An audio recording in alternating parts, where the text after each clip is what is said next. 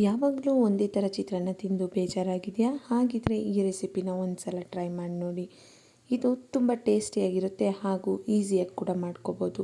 ಯಾವುದೇ ತರಕಾರಿ ಇಲ್ಲ ಅಂದರೂ ಕೂಡ ಕ್ವಿಕ್ಕಾಗಿ ಈ ರೆಸಿಪಿ ಆಗುತ್ತೆ. ಮಕ್ಕಳಿಗೆ ಲಂಚ್ ಬಾಕ್ಸಿಗೆ ಹಾಗೂ ಬೆಳಗಿನ ಬ್ರೇಕ್ಫಾಸ್ಟಿಗೆ ಪರ್ಫೆಕ್ಟ್ ತಿಂಡಿ ಅಂತಲೇ ಹೇಳ್ಬೋದು.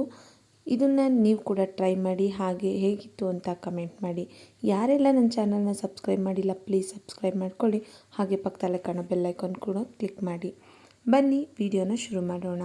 ಮೊದಲಿಗೆ ನಾನಿಲ್ಲಿ ಒಂದು ಜಾರಿಗೆ ಶುಂಠಿ, ಬೆಳ್ಳುಳ್ಳಿ ಹಾಗೆ 2ರಿಂದ 3 ಹಸಿಮೆಣಸಿನ್ಕಾಯಿನ ಹಾಕ್ಕೊಂಡಿದ್ದೀನಿ. ನಂತರ ಸ್ವಲ್ಪ ಕೊತ್ತಂಬರಿ ಸೊಪ್ಪು ಹಾಗೆ ಸ್ವಲ್ಪ ಚಕ್ಕೆ ಹಾಗೂ 1-2 ಲವಂಗನ ಹಾಕ್ಕೊಂಡಿದ್ದೀನಿ. ಅರ್ಧ ಈರುಳ್ಳಿ ಹಾಕ್ಕೊಂಡಿದ್ದೀನಿ. ನಂತರ ನಾನು ಇದಕ್ಕೆ ಸ್ವಲ್ಪ ನೀರನ್ನು ಹಾಕ್ಕೊಂಡು ಇದನ್ನು ಫೈನ್ ಪೇಸ್ಟ್ ಮಾಡ್ಕೊಳ್ಳೋಣ.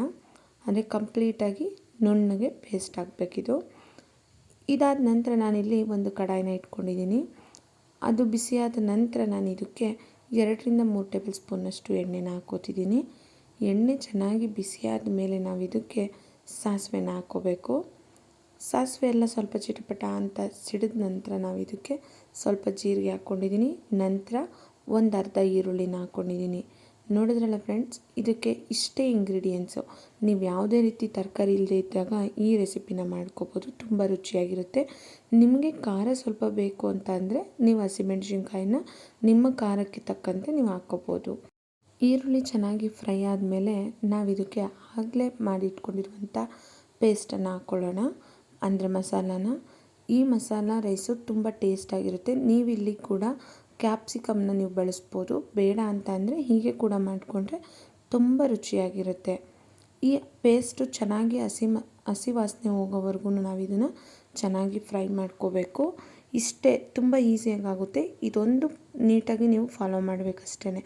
ಹಸಿ ಮಸಾಲೆಯನ್ನು ಚೆನ್ನಾಗಿ ಹಸಿ ವಾಸನೆ ಹೋಗೋವರೆಗೂ ಫ್ರೈ ಮಾಡಿಕೊಂಡ್ರೆ ಇದು ಕಂಪ್ಲೀಟಾಗಿ ರೆಡಿ ಆಗುತ್ತೆ. ನಂತರ ಇದು ಸ್ವಲ್ಪ ಫ್ರೈ ಆದಮೇಲೆ ನಾನು ಇದಕ್ಕೆ ರುಚಿಗೆ ತಕ್ಕಷ್ಟು ಉಪ್ಪು ಹಾಕ್ಕೋತಿದ್ದೀನಿ. ನಿಮ್ಗೆ ಎಷ್ಟು ರುಚಿಗೆ ಬೇಕಷ್ಟು ಉಪ್ಪು ಹಾಕ್ಕೊಳ್ಳಿ. ನಾನಿಲ್ಲಿ ಆಲ್ರೆಡಿ ರೈಸಿಗೂ ಕೂಡ ಸ್ವಲ್ಪ ಉಪ್ಪು ಹಾಕೋದ್ರಿಂದ ಟೇಸ್ಟು ತುಂಬ ಚೆನ್ನಾಗಿರುತ್ತೆ. ನಾನಿಲ್ಲಿ ಕಮ್ಮಿನೇ ಹಾಕ್ಕೊಂಡಿದ್ದೀನಿ. ನೋಡಿದ್ರಲ್ಲ, ಬಿಸಿ ಅನ್ನನ ರೆಡಿಯಾಗಿದೆ, ಮಸಾಲೆ ಕೂಡ ರೆಡಿ ಆಯಿತು. ಈಗ ಇದನ್ನು ಮಿಕ್ಸ್ ಮಾಡ್ತಿದ್ದೀನಿ. ಇಷ್ಟೇ, ಎಷ್ಟು ಕ್ವಿಕ್ಕಾಗಿ ರೆಡಿ ಆಯಿತು ಅಲ್ವಾ? ನೀವೊಮ್ಮೆ ಈ ರೆಸಿಪಿನ ಟ್ರೈ ಮಾಡಿ, ಹೇಗಿತ್ತು ಅಂತ ಕಮೆಂಟ್ ಮಾಡಿ. ತುಂಬ ಈಸಿಯಾಗಿ ಮಕ್ಕಳು ಲಂಚ್ ಬಾಕ್ಸಿಗೆ ಹಾಗೂ ಬೆಳಗಿನ ಬ್ರೇಕ್ಫಾಸ್ಟಿಗೆ ಕ್ವಿಕ್ಕಾಗಿ ಆಗುವಂಥ ರೆಸಿಪಿ. ಯಾವುದೇ ತರಕಾರಿ ಬೇಡ, ಏನು ಬೇಡ, ಕಡಿಮೆ ಸಮಯದಲ್ಲಿ ಕಡಿಮೆ ಇಂಗ್ರೀಡಿಯೆಂಟ್ಸಲ್ಲಿ ಈ ರೆಸಿಪಿನ ನೀವು ಟ್ರೈ ಮಾಡ್ಕೋಬೋದು.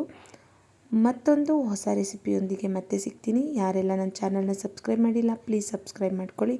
ಈ ವಿಡಿಯೋಗೆ ಲೈಕ್ ಮಾಡಿ ಹಾಗೆ ಶೇರ್ ಮಾಡಿ.